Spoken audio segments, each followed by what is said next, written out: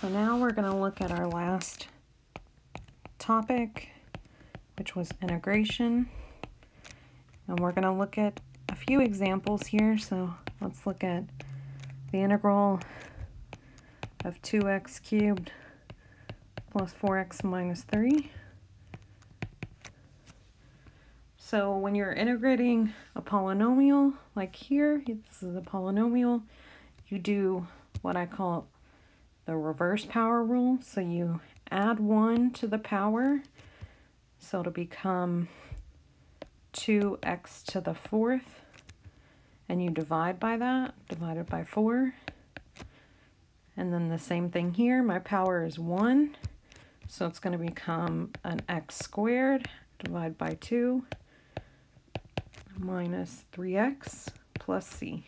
And don't forget the plus c here.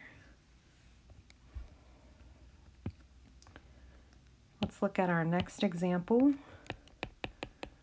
Let's find the integral of 5 cosine x plus 4 sine x.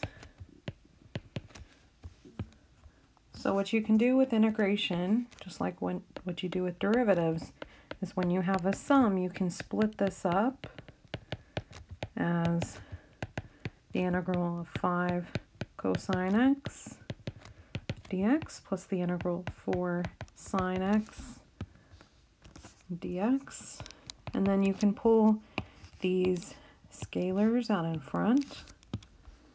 So this would become 5 cosine x plus 4 sine x.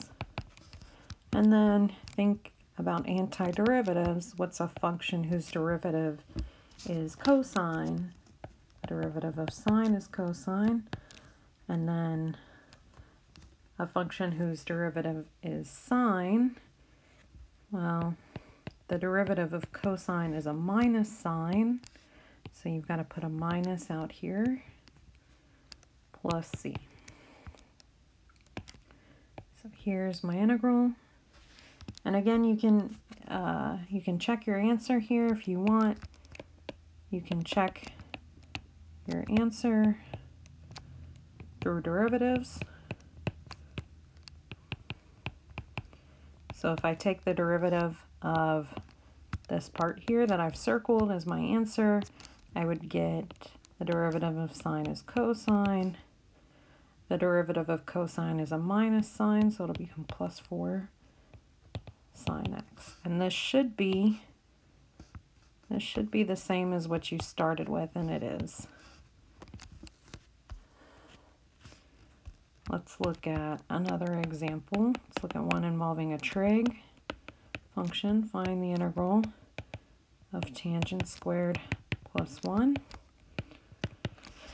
Well, I know how to find the integral of 1, but what about tangent squared? I don't know a function whose derivative is tangent squared. I know the derivative of tangent is secant squared, but I don't know of a function whose derivative is tangent squared. So what we're going to do here is think about our formula. Sine squared plus cosine squared is 1. And if I divide everything by cosine squared,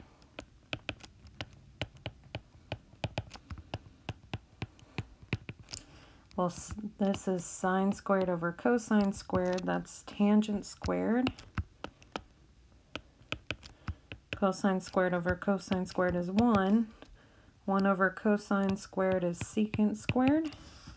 So what I can do now is inside of my integral, I have tangent squared plus 1. I can replace that now with secant squared. So this is the integral of secant squared. And I just said the derivative of tangent is secant squared. So this is tangent plus c, and there's my answer.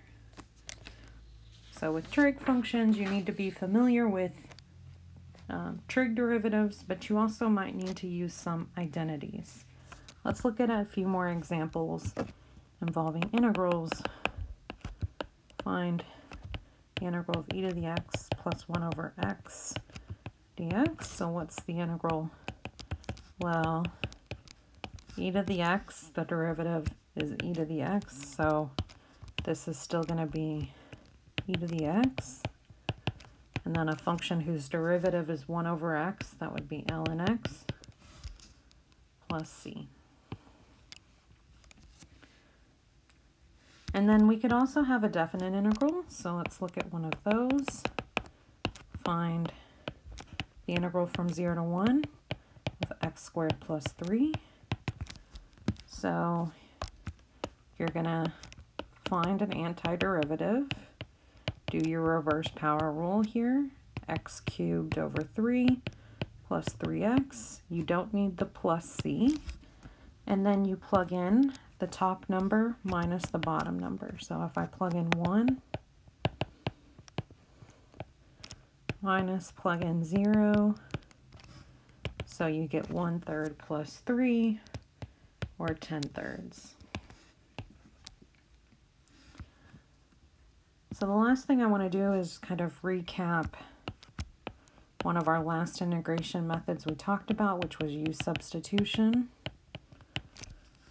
So let's look at the following example.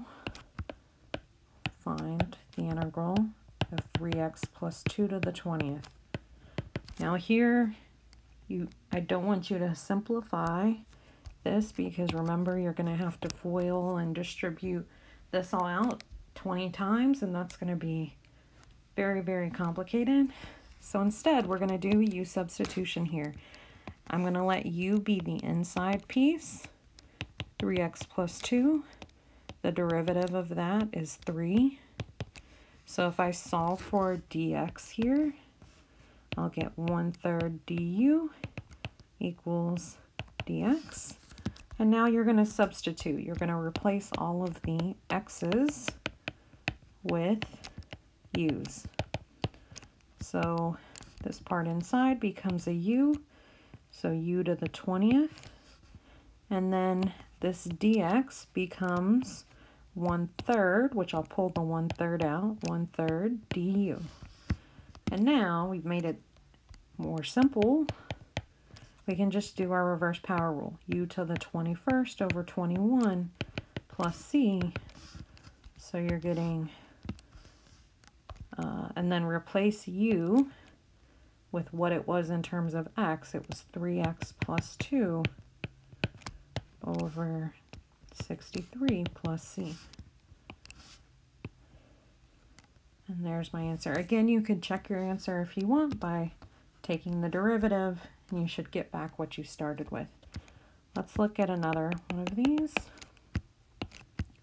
Let's find the integral 1 over 4x plus 3 dx. So again here, I'm going to use substitution.